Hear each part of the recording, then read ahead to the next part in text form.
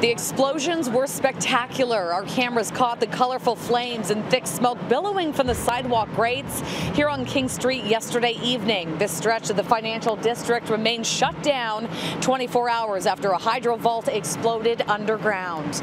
Good evening and welcome to City News. So here's an up-close look at the scene right now. I can tell you that crews, they're still underground working away, trying to install the new transformer. They also are still trying to get power restored to the Royal Bank of Canada Tower here on King Street. Now we are being told that there is significant fire damage underground, and that's one of the reasons why this process is taking so long. We also want to show you some of the burnt out equipment that was pulled from the underground earlier today. Well, we took this video about 3 hours ago. A crane was used to pull the burnt out transformer to the surface. It was charred pretty badly and covered in soot. Now, crews then had to clean the vault out before lowering the new transformer into position.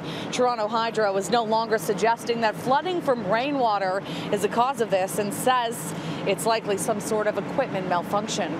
Between the fall and now, something has obviously caused a fire. So it would have got a clear bill of health in the fall. So we're going to be looking at to see what could have caused this exactly. But that's, as I mentioned, it's going to be quite a lengthy investigation. But unfortunately, there is no cause known at this time. So at this point, you can't say that it was flooding from the rain. We can't, but it's definitely going to be something we're looking at. The weather yesterday was quite intense, so it'll be definitely on our list of looking at to see if that contributed to the fire. How often do vaults explode? This is an extremely rare occurrence. We haven't had something like this happen in quite some time. Occasionally people might think that there's smoke coming out of a vault, but it might be an N-wave vault, and it's actually just steam. So this is a really rare occurrence, but it was definitely scary. It was something that it was a big deal, and it's happening in a very busy part of the city, so it's definitely a concerning situation. We realized that it was probably scary for a lot of the people in the office towers around here.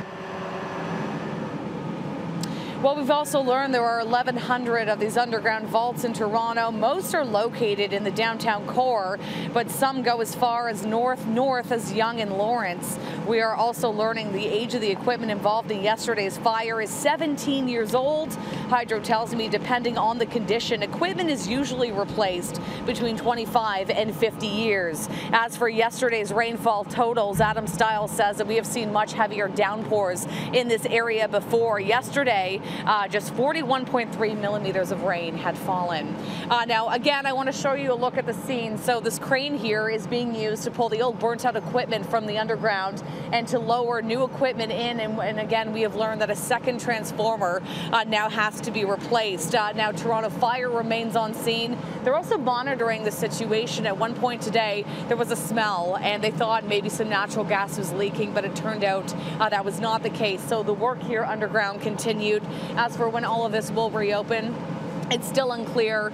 Toronto Hydro is saying that they might be able to get a lane or two, or rather one lane open at some point, maybe by tomorrow morning. But all of this is still up in the air. So stay with us. We'll bring you the very latest on City News tonight at 11.